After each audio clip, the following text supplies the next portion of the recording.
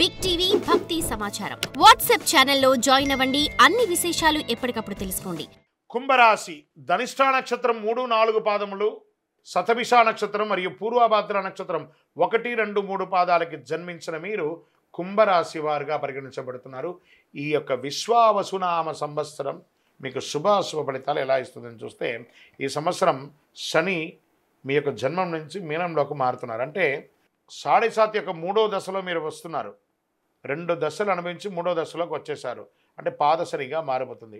వీరికి సంవత్సరం శని జన్మ ద్వితీయ రాశులతో సంచరించే మిక్కిలి శ్రమకరంగా ఉంటుందని కూడా చెప్పవచ్చు.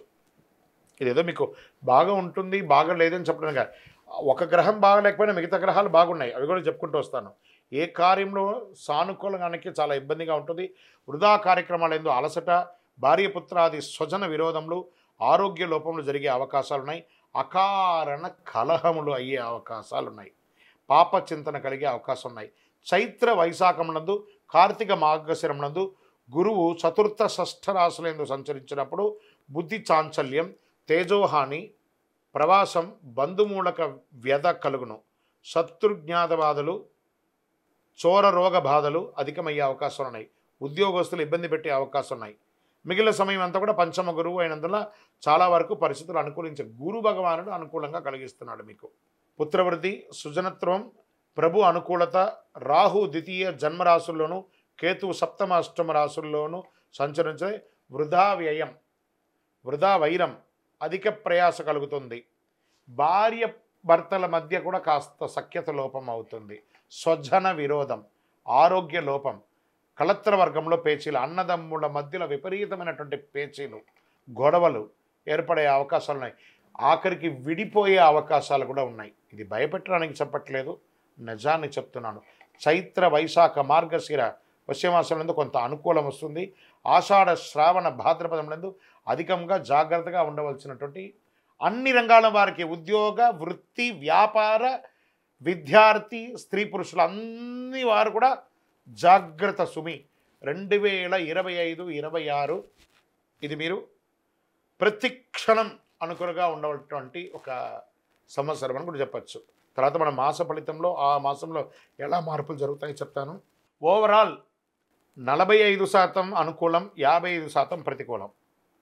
అంటే మీరు ఎక్కడున్నారో ఒకసారి మీరు ఊహించుకోండి. మీరు మనం నడిచి వెళ్ళే దారిలో ఒక స్పీడ్ బ్రేకర్ ఉందంటే తెలిసిందంటే మనం జాగ్రత్త పడతామా లేదా? అలా ఎక్కి కింద పడిపోతాం కదా. కుంభరాశి మిత్రులారా చాలా జాగ్రత్తగా ఉండాలి. ప్రత్యేకించి ఆరోగ్యం పట్ల శస్త్రచికిత్స అయ్యే అవకాశాలు కూడా ఉన్నాయి. వాహన ప్రమాదాలు కూడా అయ్యే అవకాశాలు. ఏంటి గురుగారు మీరు ఇలా చెప్తున్నారు అని అంటే, చెప్పకపోతే దోషం, చెప్పాను కాబట్టి జాగ్రత్త పడండి. ఇది మాత్రం నేను మీకు చెప్పగలను. నక్షత్ర పరంగా ధనిష్ఠా వారికి ఆషాఢ బహుళం నుండి సంవత్సరాంతం వరకు నైదన తారయందు కేతు సంచారం. శతభిష వారికి మార్గశిర శుక్లం నుండి సంవత్సరాంతం వరకు జన్మతారయందు రాహు, ఆషాఢ బహుళం నుండి సంవత్సరం వరకు కేతు సంచరిస్తున్నారు. పూర్వభాద్ర వారికి సంవత్సరారంభం నుండి వైశాఖ పూర్వార్థం వరకు, తిరిగి భాద్రపద బహుళం నుండి మాఘ పూర్వభద్రం వరకు జన్మతారయందు శని, సంవత్సరారంభం నుండి కార్తీక బహుళ వరకు జన్మతారయందు రాహు సంచరిస్తున్నారు. మొత్తం మీద మీరు ఈ సంవత్సరం చాలా జాగ్రత్తగా ఉండాలి. నవగ్రహ శాంతి చేయాలి. శని భగవాన్ని ప్రార్థన చేయాలి. దేహి మే బుద్ధి వైశిష్ట్యం, దేహి మే నిత్య యవ్వనం, దేహి మే పరమానందం, దేవదేవ శనీశ్వర, స్వామి భగవానుడా, శని భగవానుడా నువ్వే మాకు దిక్కు, వేరే గతి లేదు, సర్వస్య శరణాగతి. ఇలా పొందండి. మీ ఇష్ట దైవాన్ని ప్రార్థన చేయండి. వెంకటేశ్వర స్వామి వారిని స్తుతించండి.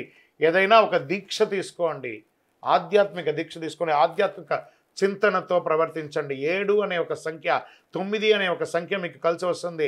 బ్రౌన్ కలర్, బ్లూ కలర్ ఎక్కువ ధరించండి. చెప్పులు పేదవాళ్ళకి దానం ఇవ్వండి. 9 అనే ఒక సంఖ్య గల నలుపు చెప్పుల్ని పేదవాళ్ళకి దానం ఇవ్వండి. ఒక గొడుగు ఇవ్వండి, నల్లటి గొడుగునివ్వండి. చలివేంద్రాలు ఏర్పాటు చేయండి, మజ్జిగ చేయండి. 10 మంది వాళ్ళ యొక్క మనస్సు కడుపు చల్లబడేటప్పుడు ఆ ఆశీర్వాదం మిమ్మల్ని కాపాడుతుంది. మీ వయస్సు ఎంత ఉందో మీ నక్షత్రం రోజు మీ ఇష్టదైవం దగ్గరపై అన్ని దీపాలు వెలిగించండి.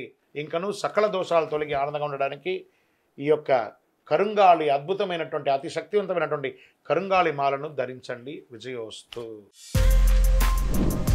For more videos like this, subscribe Big TV channel.